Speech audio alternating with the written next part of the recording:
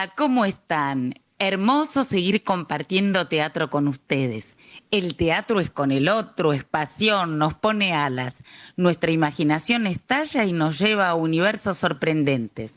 Para los que no me conocen, soy Gabriela Romeo, actriz, dramaturga y directora. Los invito a construir poética juntos. Nos ponemos los cinturones y a la cuenta de 3 emprendemos vuelo. A la 1, a las 2 y a las...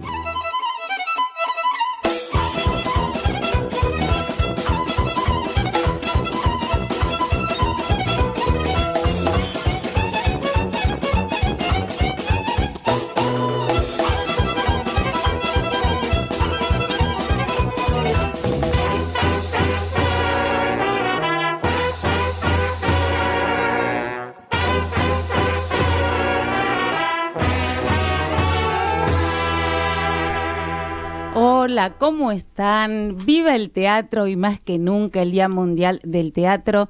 Yo más que feliz, súper feliz, porque estoy acá con talentosos actores de gran trayectoria, compañeros además de mi amada obra Israfel de Abelardo Castillo. Tenemos una sorpresa que está al llegar, no voy a decir nada hasta que no llegue, también de enorme carrera. Y en el teléfono, buenas tardes chicos, los voy a saludar y presentar primero, puse primera y no paré.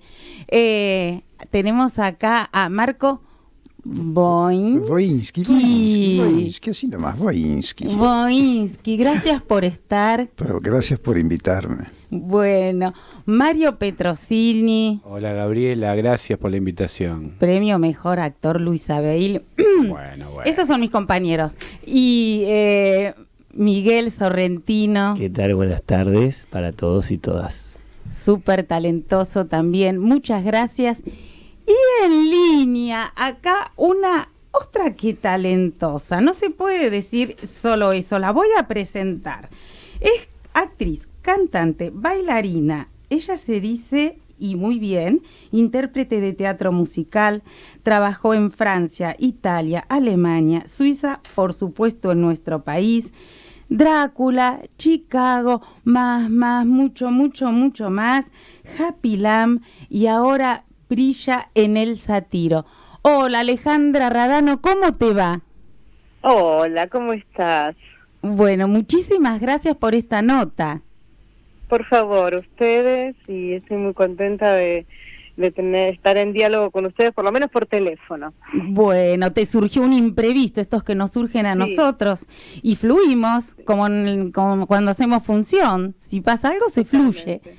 Bueno, Alejandra, es hermoso esto que leí y escuché de vos, de tu casa en Temperley, los pavos reales, tu familia, tu abuela sastre, tu mamá. Ay, contanos vos, porque creo que es una semilla muy fuerte para el talento que mostrás en el escenario, ¿sí? Yo pienso que, bueno, uno se nutre justamente de su pasado, de lo que, bueno, que tiene sus espaldas, y con eso construye un relato y una representación también. Y acá me remito a la obra, a El Sátiro, porque de alguna manera la obra habla de eso, de la representación, de los roles que uno de alguna manera está todo el tiempo interpretando, que lo hace en la vida diaria. Contanos. Es como seguir. Sí, te escucho. No, que es como seguir de alguna manera con este juego que propone la historia de uno, ¿no? Que lo utiliza para distintas situaciones de su existencia. Compartinos esa historia y esa casa de Temperley, porque es maravilloso y nos llena de imágenes a nosotros también.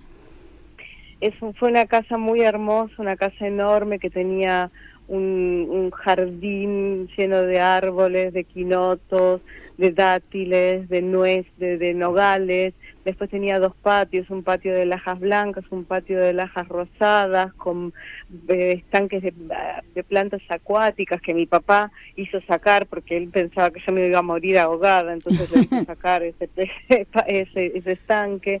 Y después vivíamos todos juntos con mi abuela, con mi abuelo, con mis tíos, en una casa muy, muy, muy, muy grande. Y después, bueno, se muere mi abuelo y a partir de ahí cada uno retoma su propio camino. Y me quedó todo ese recuerdo de los animales, de los pavos reales. Lo de los pavos reales es una historia maravillosa porque mis tíos, nosotros con mi hermano, cuando yo tenía 4 años y mi hermano tenía 2, nos ataban a los pavos reales y hacían carrera.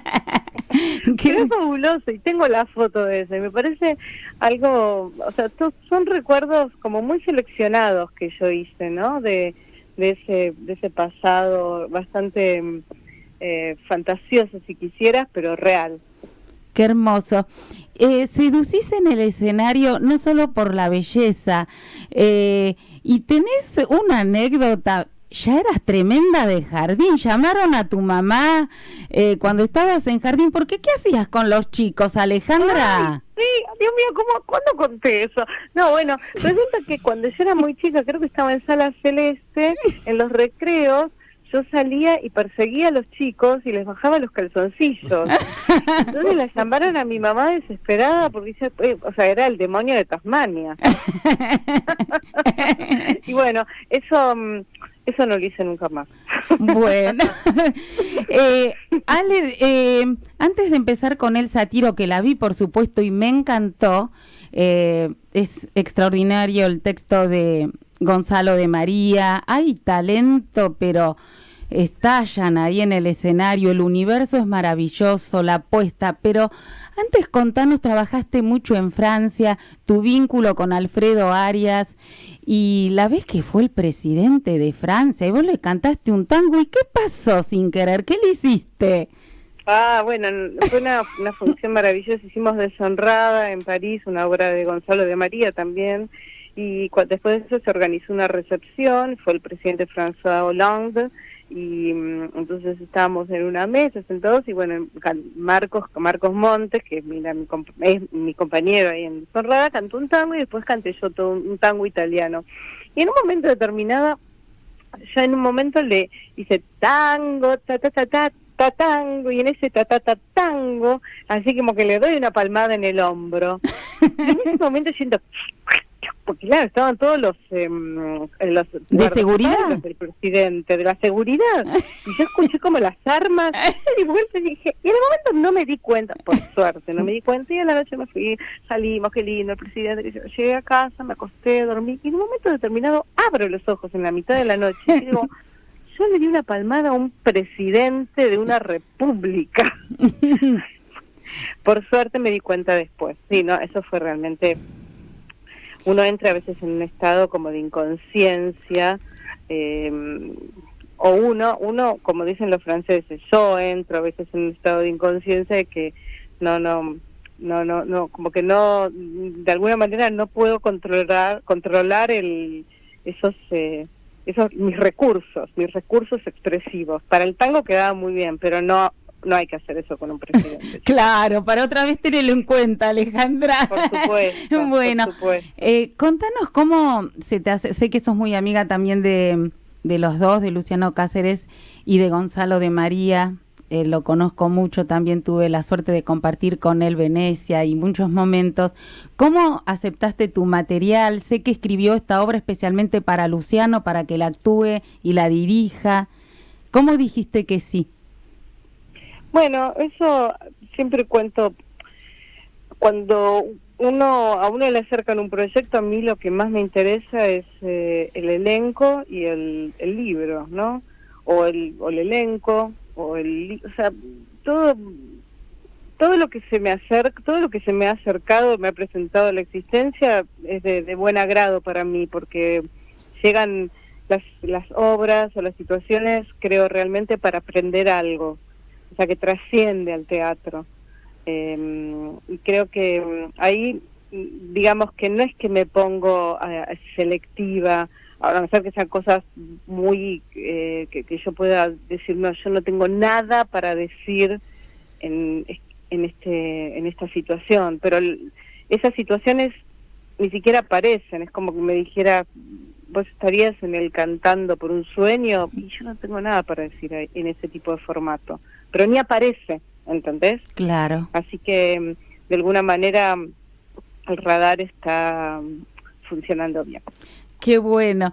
Contanos entonces de qué va la obra, cómo empezaron a poetizar y a construir, porque sobre un caso que quiero que lo cuentes vos real, y ficcionó Gonzalo de María.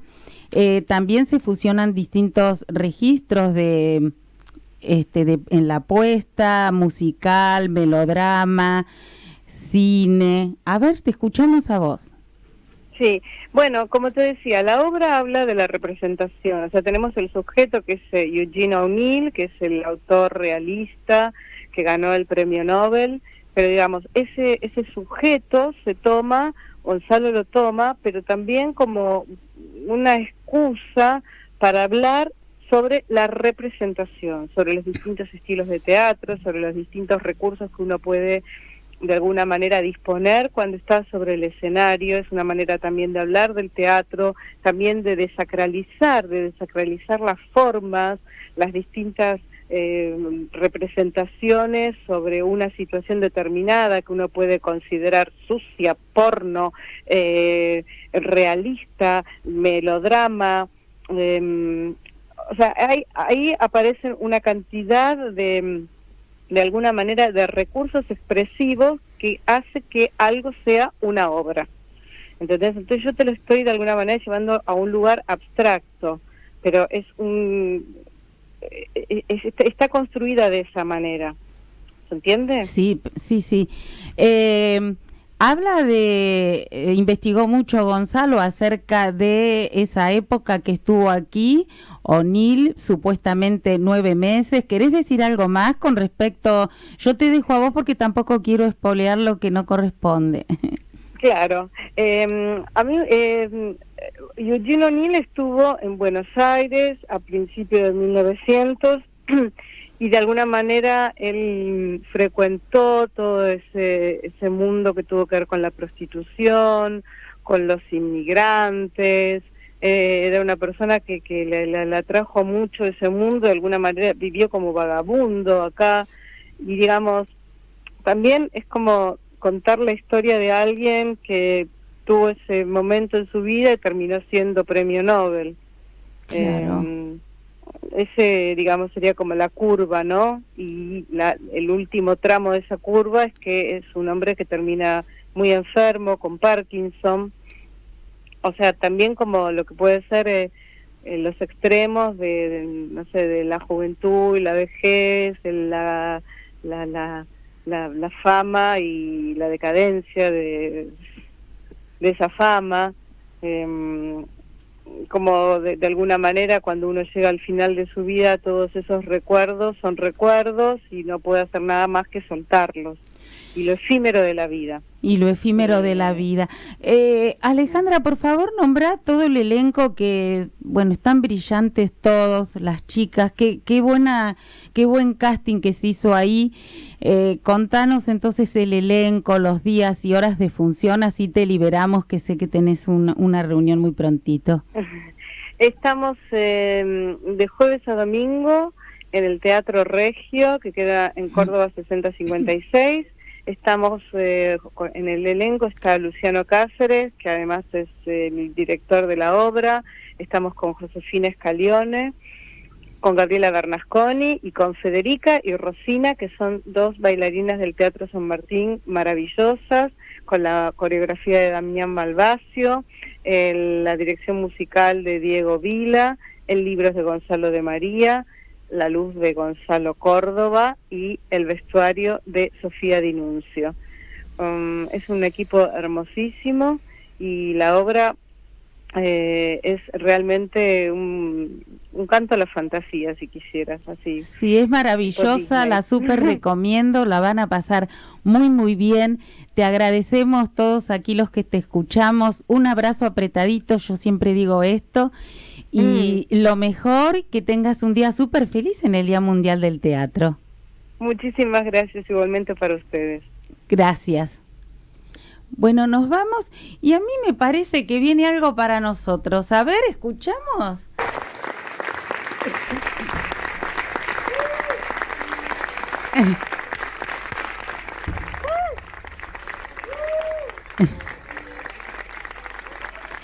Bueno, estos fueron los aplausos de la función que sucedió el 25, el sábado, segunda temporada de Israfel, una obra enorme de Abelardo Castillo, versionada por Daniel Marcove, con su dirección exquisita.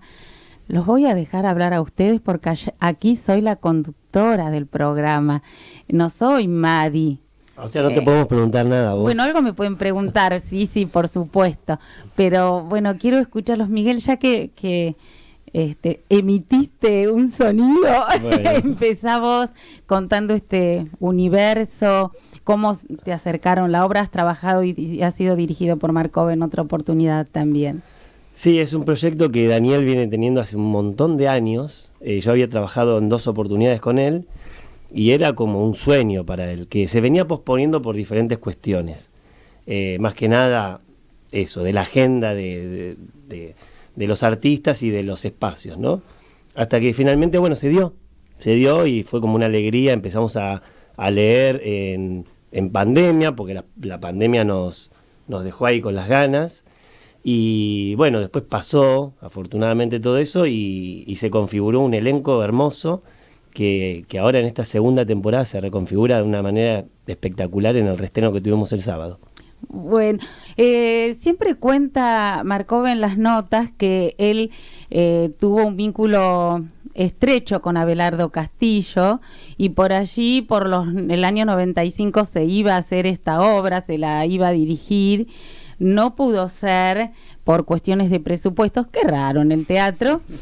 Y luego se encontró con Abelardo en la entrega de unos premios y él le dijo así medio al pasar, ¿y cuándo me haces la obra? Y a él le quedó esto pendiente y cuando Abelardo dejó el cuerpo físico sintió la necesidad de transitar este enorme autor y amigo de él. Sí, lo que quería aclarar es que la versión es interesante porque aparece Abelardo en la versión, ¿no? O sea, a diferencia de aquel estreno del 66 con Halcón, Milagros de la Vega y un gran elenco, esta propuesta sobre la base de Israfel incluye a Abelardo y la versión está hecha por su viuda, una gran escritora también, Silvia Iparraguirre, que en tándem con Marcove lo plasmó como personaje, que está realizado magistralmente por Aldo Pastur en la escena. Es un homenaje también y claro, creo que esta es la versión que tiene en cuenta ese paso del tiempo para poder dejar sentado que Abelardo también es parte de la cuestión. Permiso. Sí. Bueno, qué alegría, esta es la sorpresa, Rafael Spregelburg. Feliz Día Mundial del Teatro. Sí, los conocés. Hola, muchas gracias. Podés saludar gracias. A todos, conoces a estos actores y Perfecto. compañeros. Gracias por estar. Bueno, este señor está muy ocupado porque está filmando y bueno, y me dio la sorpresa, el regalo que me dio hoy el universo, que podía estar acá.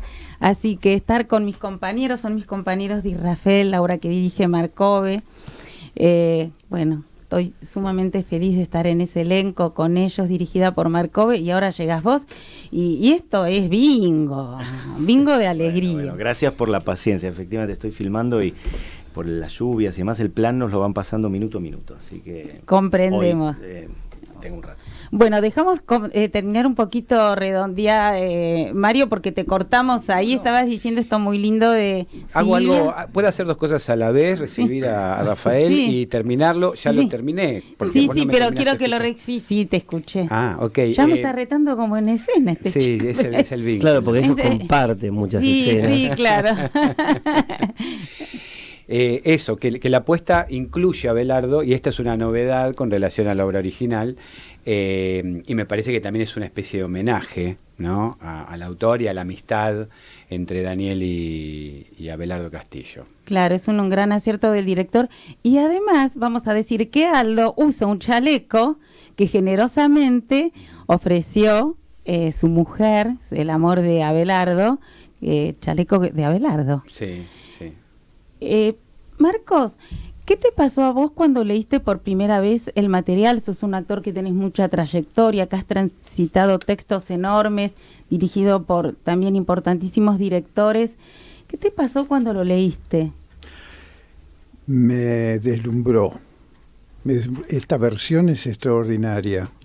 La idea de que Daniel Marcovers ha puesto a Abelardo en escena me pareció un acierto increíble, porque la vida de Poe es tan trágica, tiene cosas tan duras que le ocurren, y acertadamente Daniel lo que hizo fue, cuando la cosa se pone muy densa, se pone a relatar a Abelardo y aligera un poco la tragedia sin dejar de introducirnos en la vida de Poe. Me parece un hallazgo fantástico eso. Y además con la música de Ezequiel Moyano.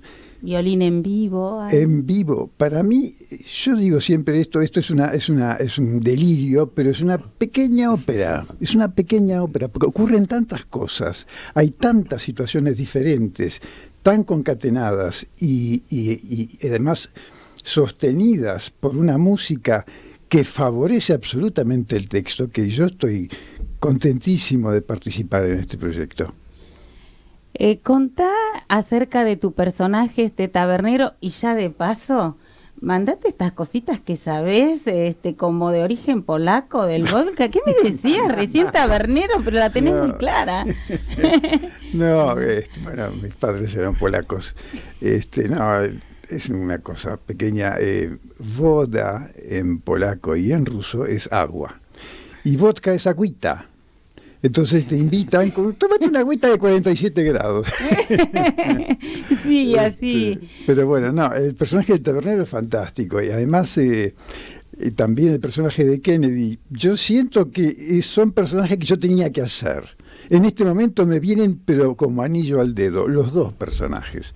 Son hermosos y a mí yo me siento tan cómodo que casi no necesito actuar. ¡Ay, qué lindo! Y quiero compartir que se acerca, antes fue mi estreno un poco torazo en la obra, ya sabés de esto, ¿no? Con Pilar Gamboa, que tuvo que baile. Como director lo sabés, Daniel Marcovers también bailó un poquito con esto. Y me dijo algo muy lindo que quiero compartirlo. Se me acercó y me dijo: Gabriela, tranquila, porque los espectadores son como niños y están esperando que les cuentes un cuento. Amplía un poquito esto y así seguimos. No, bueno, es que esto es un cuento, está presentado como un cuento. Aligera mucho la tragedia sin dejar de subrayarla. Y bueno, cuando uno está por salir a escena, la música es tan invitante que, digamos, además para sobreponernos a los nervios que nos produce cada función, a mí me produce por lo menos nervios, siento que cada espectador paga la entrada para que le cuenten un cuento, sencillamente, como cuando le contamos cuentos a nuestros hijos cuando eran pequeños, que escuchaban fascinados y esperaban que uno les ponga más detalles, y agregaban ellos detalles que tenía que hacer fulano y fulano, y uno los agregaba porque ellos lo pedían. Entonces, el espectador de teatro tiene que salir de su realidad, que además puede no ser muy buena, como generalmente ocurre, las caras serias de las personas que caminan por la calle, las faltas de respeto, los bocinazos, y uno necesita de la imaginación. Entonces, esa es la función nuestra. Los actores tenemos que ayudar a recrear ese mundo fantástico y al mismo tiempo real en los sueños, para que se convierta en realidad. Así es. Y si hablamos de imaginación frondosa, con enorme singularidad, tenemos que nombrarte, Rafael, y decir Inferno, que la disfruté. Ya cuando me senté y vi ese universo, no podía creer, porque es una locura maravillosa, con un cuidado enorme, con una dramaturgia, pero de lujo. Contanos cómo es todo este proceso. No fue fácil construir esa poética. Bueno, gracias por tus elogios. En principio era una obra arriesgada que salió medianamente bien, digamos. Sí, porque dar ese salto, la obra ya existía hace unos años. Yo la escribí para un teatro que me la comisionó en Austria por los 500 años de la muerte del Bosco, ¿no? Y evidentemente querían una traducción al teatro de El infierno, el jardín de las delicias. Yo lo que traduje son estos elementos tan abigarrados, el hecho de que la figura y el fondo se superponen, que uno no sabe por dónde empezar a mirar. Bueno, eso en una pintura es una cosa, en una obra de teatro puede ser otra, ¿no? Sabemos que los espectadores son desafiados todo el tiempo, que cuando creen no estar entendiendo, es correcto que no estén entendiendo. La obra tiene el formato de una pesadilla y uno las pesadillas no las entiende, en todo caso las interpreta después, pero en este caso es extremo porque además sometemos al espectador a una actividad lúdica bastante intensa. Pero una bueno, elección tuya. Sí, como todas. Es un clásico. Permiso, mío. Soy el director. No, lo que pasa es que sí, mis obras últimamente son todas medio así, muy abigarradas, muy tropicales, muy llenas de cosas. Lo que pasa es que en este caso, además se da ese salto raro y bueno para mí, que es poder producirla en condiciones de calle Corrientes, que es un tipo de teatro, a mí me gusta llamarlo de arte, yo sé que no está de moda, pero que no es el teatro frívolo o pasatista de la calle Corrientes, y que una sala como el Astro se haya arriesgado a producirla con todas sus características de producción. Una obra que si no yo normalmente hubiera alojado en el Teatro Independiente, sin los recursos escenográficos, sin el sonido, que en la obra es fundamental, porque también, igual que ustedes, tenemos música en vivo de Nicolás Barchowski, que hace música con cosas que solo funcionan amplificadas, ¿no? Porque, hace música electroacústica, entonces toma las interferencias de los transistores y demás en escena y hace música con la electricidad del ambiente. Eso implica que los actores tenemos que tener micrófono porque para poder superponerse al audio ya amplificado, y todo eso arma una lógica visual diferente, porque el espectador cree estar viendo cine, no mirando teatro, porque tiene el sonido en primer plano y las personas chiquititas porque la sala es enorme. Bueno, todo esto implica un encadenado de decisiones que sí fue realmente complejo. Y además este entrenamiento y los cuerpos de los actores, la letra en el cuerpo de los actores, porque hay momentos en esta pesadilla que parece una comedia de enredos, que entran, salen, todo es cronometrado. ¿Cómo trabajaste esto? Y con el reemplazo que tuviste que hacer con Pilar Gamboa, que es enorme, pero ¿cómo fue? Porque es muy exacto todo. Bueno, sí, esta es una de esas obras mías que por ahí se ejecuta como una partitura, ¿no? Donde si alguien se sale un poco del ritmo o de lo que está marcado por la prisión que es el texto, se nota y lo que se nota es raro. A su vez, cuando hacemos más o menos lo que hay que hacer, es difícil para el actor sentirse libre. Entonces imagínate lo que pasa cuando reemplazas a una actriz como Andrea Garrote, además de una singularidad increíble, por otra, que además vio la obra un par de veces. Que y trabaja con vos, con tu grupo de hace años. Sí, pero se tuvo que sumar contrarreloj y decíamos, bueno, pero a ver, ¿cómo teníamos un violín y ahora vamos a meter un trombón para la misma parte, ¿no? En esta partitura, ¿qué hacemos? Afortunadamente hay algo, yo trabajo mucho con el accidente, con el error, lo naturalizo hasta que forma parte del caos de la pieza, entonces aprovechamos los, no diría errores, pero sí los accidentes para construir y crear. Por supuesto, nuevo. sobre los accidentes de otra persona. Esto hace que Pilar vuelva a brillar con su singularidad y no con la de Andrea, que era otra. Te digo que en general es muy gozosa la obra, los actores nos divertimos mucho, sí, pero es hermosa. fue para nosotros, para los otros tres, para Violeta Ortiz Berea, para Guido Los Santos y para mí mismo, más difícil que para Pilar, porque teníamos que desacostumbrarnos a algo que pasaba antes y que ahora está pasando de otra manera. Sí, comentaba en este programa Claudio Martínez Bell, que bueno, él que siempre fue el mismo actor de Terrenal, pero fueron cambiando los otros actores. Sí. Claro, cambia la energía de la obra, pasan otras cosas y que él se adaptaba a esa energía nueva que pero es que eso entraba. es lo maravilloso, ¿no? Entender que el teatro es un elemento 100% humano, que todo lo otro, la literatura, las luces, todo lo demás se tiene que adaptar a lo que pasa entre esos humanos en ese momento. Esa energía es viva, esa ahí y hay que sucede. entenderlo en la dinámica del ensayo, eso, para poder aprovecharlo, en vez de quejarse, tenemos que hacer un reemplazo, decir, qué suerte que hay novedades en este mundo humano, ¿no? Así que lo estamos pasando bien. Y nosotros los espectadores muy bien. Vamos a seguir después con Inferno. Miguel, vos además das clases, bueno, Mario también, son docentes, formadores de actores. Con respecto a esto que él decía de lo riguroso, y vos que mencionaste también la apuesta como una ópera, entendíamos muy bien lo que explicaba él, porque sucede muchas cosas parecidas en nuestra obra. ¿Cómo trabajaste o cómo buscaste los distintos personajes que te tocan hacer? Porque si bien uno sabe que es el mismo actor, no repetirse o que no nos salga el chip que tenemos. Ay, sí, fue tremendo. A mí la verdad que en ese sentido me complicó mucho, pero después fue muy sencillo. Pero era más una idea mía. Mi personaje es Lipar, el amigo de Poe, es como el principal, y después es un amigo en la taberna que entraba un ratito y estaba con eso, no quería caer en lo físico, en lo vocal, pero finalmente fue como que apareció en el ensayo general. O sea, hubo una diferenciación clara ahí, porque tampoco quería presionarlo, me parecía que fluía. Y eso fue así, o sea, yo me concentré mucho en Lipar, que para mí es como el personaje muy querido, de hecho, de los últimos años que vengo trabajando. Me encantan las escenas que hago con Juan Manuel Correa, que hace de Edgar Allan Poe, lo nombramos al compañero. Sí, ahora vamos a nombrar a todos.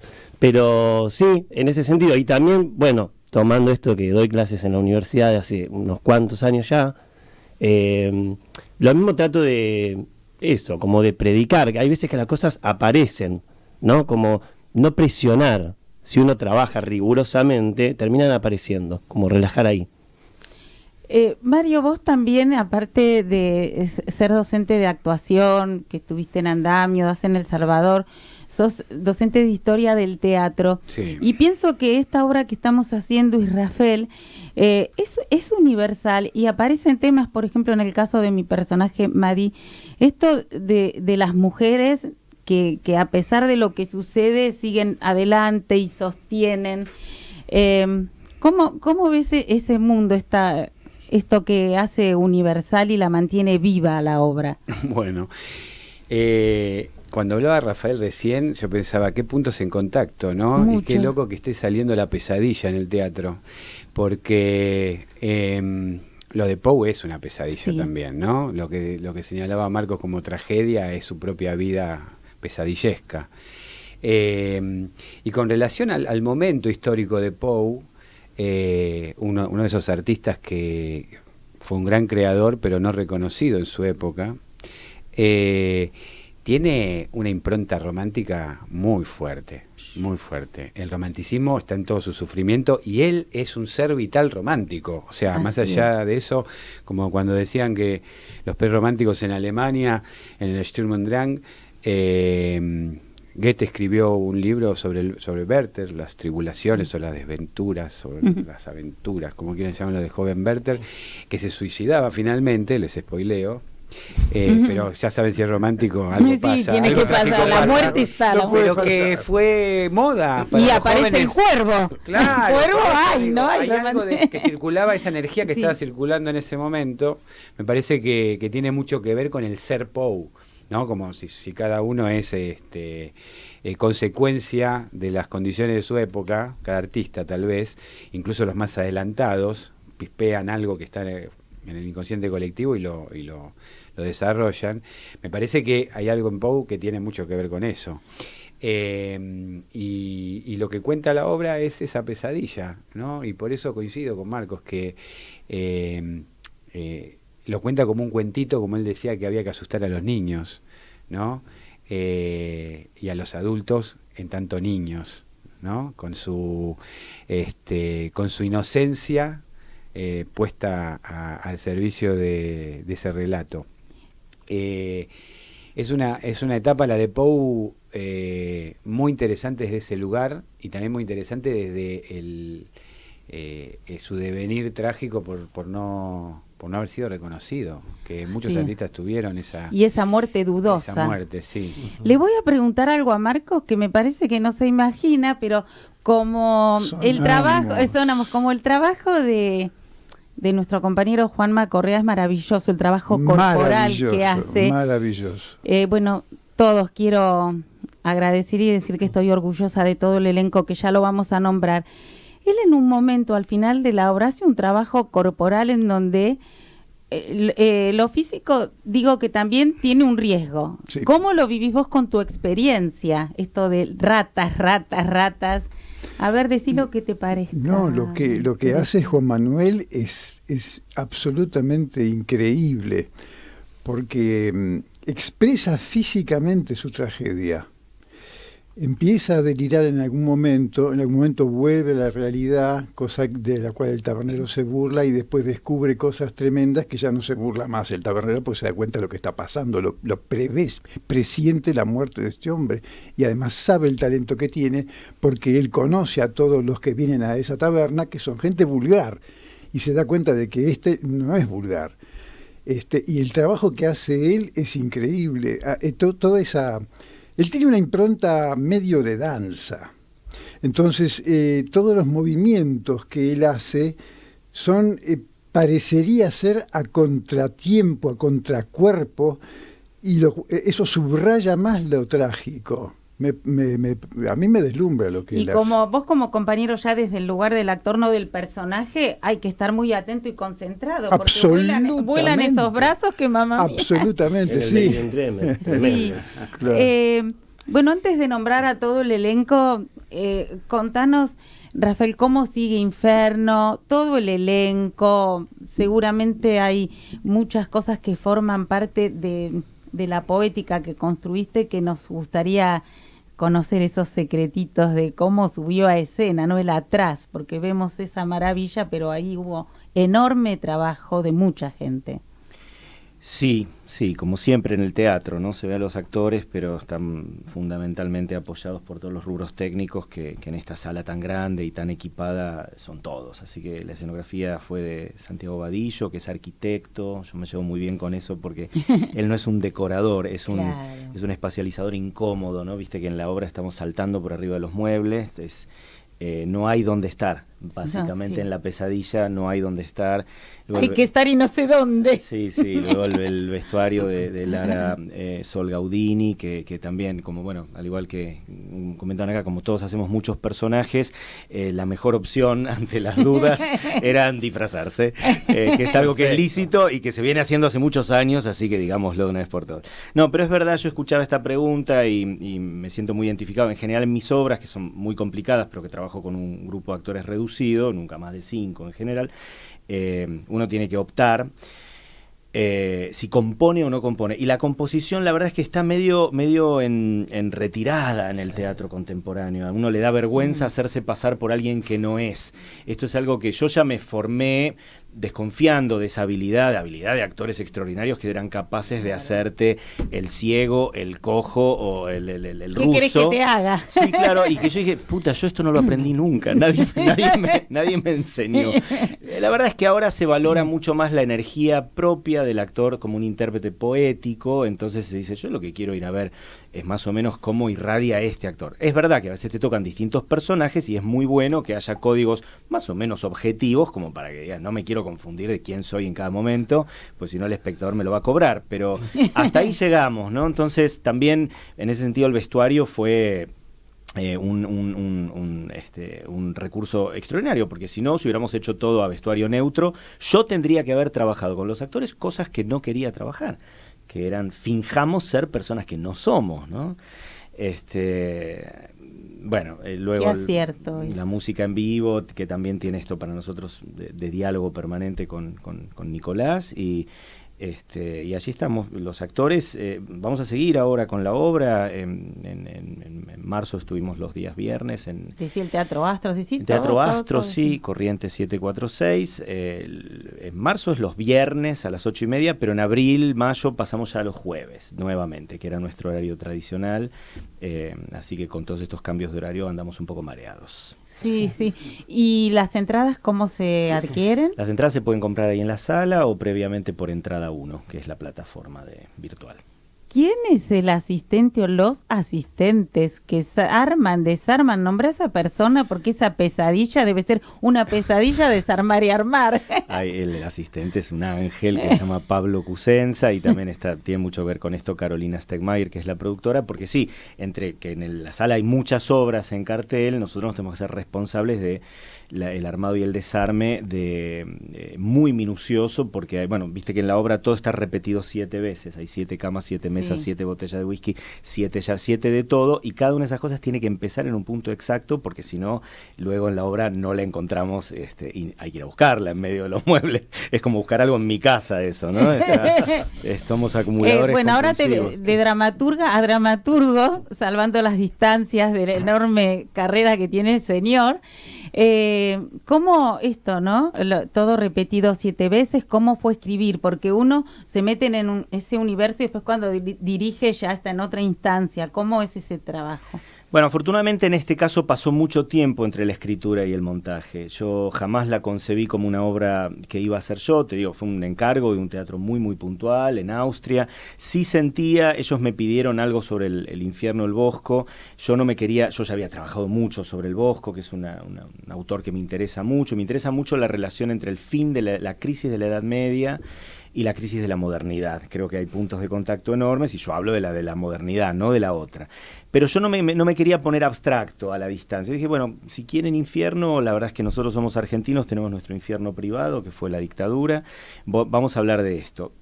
Con mucho desparpajo en un primer momento, porque dije, esto es como una noticia para extranjeros. Además a ellos les encantan las noticias para extranjeros. Cualquier crisis que ocurra en un país que no sea el propio es tranquilizadora, ¿no? Es hermosa. Como dice el personaje, es un terremoto en una ciudad extranjera, ¿no? Uno sobrevive a algo que no le pertenece, entonces sale doblemente vivo. Cuando hubo que hacerla acá, obviamente había pasado mucho tiempo, decidí, por ejemplo, yo hacer el protagonista, que era algo que jamás había estado en mi radar, y nos encontramos con problemas reales. Sí, estar adentro y afuera en esa obra. Bueno, por eso estoy acostumbrado, mis actores me tienen paciencia. Te conocemos. A mí me gusta además compartir todo como sucede en una especie de cooperativa llana, ¿no? Es decir, el director no tiene un estatuto ontológico mayor que los actores. Entonces es más claro cuando yo actúo y yo también tengo mis problemas que tengo que resolver y ellos los suyos y los resolvemos juntos. Para mí, yo me acostumbré mucho a dirigirme desde adentro, no tengo... Después sí, en algún momento hay que salir, mis asistentes miran de afuera, hay un orden coreográfico que para mí es infinitamente menor. Es algo que tarde o temprano se soluciona solo, ¿no? De alguna manera. Se acomoda o lo acomoda a alguien, pero digo, nunca dejaría de actuar en una obra mía por sentir que hay que estar afuera, ¿no? Yo estoy muy acostumbrado a estar afuera y adentro, y a que los problemas de dirección son los mismos de los problemas de actuación. Uno entiende lo mismo que sus actores cuando estás viendo una obra. Lo que sí, bueno, nos asaltó de pronto por sorpresa es que la obra la obra toca muchos tabúes, y uno sobre todo es que no se puede hacer una comedia sobre la dictadura. Claro. La obra es hilarante, es desesperadamente hilarante, hasta que empezás a darte cuenta de qué estamos hablando, y había que pactar en qué lenguaje se cuenta esto. Nosotros seguimos acomodándonos todo el tiempo a la incomodidad de ese espectador, a nuestra propia incomodidad, a nuestra propia vulnerabilidad frente al tema. El otro día, que fue la función previa al Día de la Memoria, el 24 de marzo, los textos resonaban de una manera que casi no podían salir de nuestra garganta, ¿no? Me imagino. Así que bueno, tiene como esas cosas de estar viva en momentos diferentes, cuando la escribí, cuando la monté, cuando nos pasan cosas, y eso es lo que aprovechamos. ¿Y el infierno de la Divina Comedia? ¿Hay algo? Hay algo, mira, justo en el medio a mí otra vez me habían comisionado, siempre que me llaman para el infierno, nunca para el paraíso, ni para el limbo, ¿no? Sí. ¿Por qué no me llaman para...? Me habían llamado de un teatro en Italia para ver si podía también hacer una obra sobre el infierno del Dante, y empecé a releerlo, sobre todo a comparar traducciones, porque en Dante sabemos que el traductor es quien más libertades se toma. Sos un enorme traductor también. No te presenté como director, dramaturgo y demás, porque no ya importa, te conoces. No, está muy bien. Está muy bien. Súper premiado. Y cuando empecé a releer la Divina Comedia, que es un texto que debo confesar que a mí no me interesa tanto, porque en realidad todo lo religioso me interesa poco, pero encontré, unas categorizaciones, unas jerarquías muy divertidas. ¿Quiénes están en el peor de los círculos y por qué? Todo eso me inspiró mucho, me pareció caprichoso, bueno, tan caprichoso como el argumento Inferno, ¿no? Que se basa en esta noticia real, que es que hace unos años el Vaticano decidió que el infierno no existía más. Le explicaron a sus creyentes que era una metáfora, que no era real, que no había un lugar bajo tierra. Después que torturaron a todo el mundo durante años, que te después mueras de de miedo. Años de tortura, Después todo eso ahora admitieron un poco lo que ya sabíamos. Entonces, ¿qué se hace con eso? ¿Qué se hace con la estafa, no? Entonces, si el infierno ya no existe más como un lugar real, pasa a ser una palabra. Y los personajes dicen, si pasa a ser una palabra es mucho peor, porque entonces está en todas partes, ¿no? Bueno, esto me interesaba más. Lo del Dante, por ejemplo, es una descripción poética de un mundo que yo creo que no existe. No tengo tanta afinidad con eso. En cambio, el Bosco es mucho más crítico, mucho más sutil, mucho más estrafalario. El Bosco está en guerra con su iglesia, además. El que está formado para ser prácticamente un monje, sufre toda la reforma protestante y dice, no puede ser que el poder político y el poder eclesiástico estén unidos, ya no responden al orden romano. En sus pinturas son las monjas las que cuentan monedas al borde del carro de heno, ¿no? Que representa la codicia y demás. Es muy, muy crítico y muy ilegible. Esto a mí me encanta. Yo también soy crítico, pero ilegible. Las cosas que critico no se notan porque están escondidas en la fábula aparente. Lo que está ahí no se dice. Bueno, pero es un poco como la pesadilla, ¿no? La pesadilla está llena de síntomas, no de realidades. Uno dice algo de esto, el mundo me está queriendo decir algo a través de mi inconsciente. ¿Qué será? La obra trata de reproducir esa sensibilidad. Bueno, recordá entonces las funciones. Las funciones de marzo son los días viernes a las 20:30. Queda solo este viernes 31 en el Teatro Astros. Y a partir de abril pasamos a los jueves 20:30. El elenco, ya nombraste el equipo, el elenco. Sí, Pilar Gamboa, Violeta Ortiz Berea, Guido Los Santos, yo mismo y Nicolás Barchowski en la música. Muchas gracias. Y no se la pierdan ni desmayados, como digo yo. Yo primero que no la vi. No la vi. Bueno, la tenés que ver. Bueno, yo te acompaño. Están invitadísimos cuando vos ya... ¿Cuántas veces la viste? No, una. La quiero ver ahora con Pilar. Así que nos vamos en patota. Miguel, él hablaba de esta referencia política en nuestra obra también. Hay referencias de una época. ¿Podés hacer referencia a esto que le tocó vivir a Edgar con las estafas también de los políticos? Y nombra todo nuestro elencazo. Bueno, cómo no. Sí, en relación a eso, lo que destaco y rescato es, más allá de específicamente del personaje político, ¿no? Todo el tema con la democracia, que no la mira, digamos, Poe y Abelardo en su pluma, digamos, con buenos ojos, ¿no? Hay algo en ese mundo que quien tranza con eso, hay algo como capitalista atrás de todo eso, que de alguna forma se pone bastante en tela de juicio, sobre todo con los deseos de Poe y con lo mal que la pasa él en su vida práctica, digamos, que no tiene ni para comer. Qué empatía a todos los que hacemos arte, Mario, con este personaje. Sí, sí.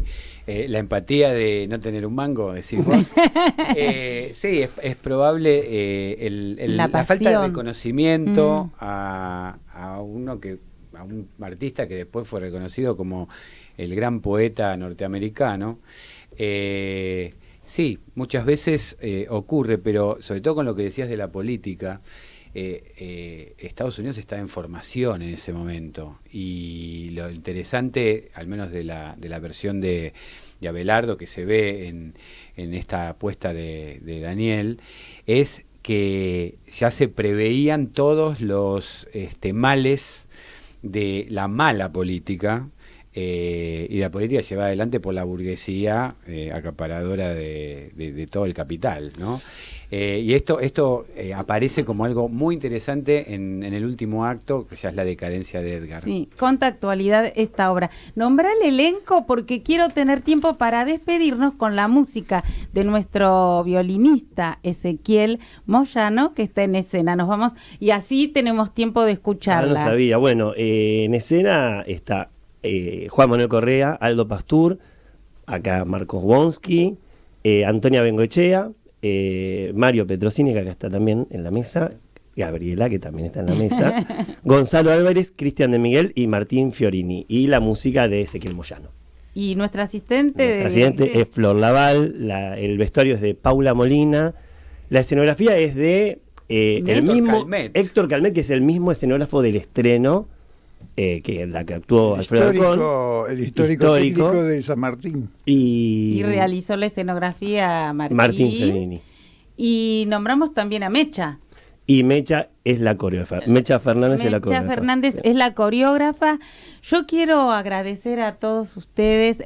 No dijimos las funciones. Sábados, 22:30, en el Centro Cultural de la Cooperación, Avenida Corrientes, 1543. Justito frente al San Martín. Sí, las entradas por Alternativa Teatral o en la boletería del teatro. La boletería del teatro está abierta a partir de los miércoles a las 5 de la tarde en adelante. Así que les esperamos. Muchas gracias a los oyentes que son nuestro público. Gracias Rafael, Mario, Miguel, Marcos. Y bueno, gracias a la vida. Viva el teatro siempre. Gracias, viva Hernán. Viva el teatro, feliz día. Y escuchamos Ezequiel Porfi completo, ese temita. Gracias. Gracias, Sónica.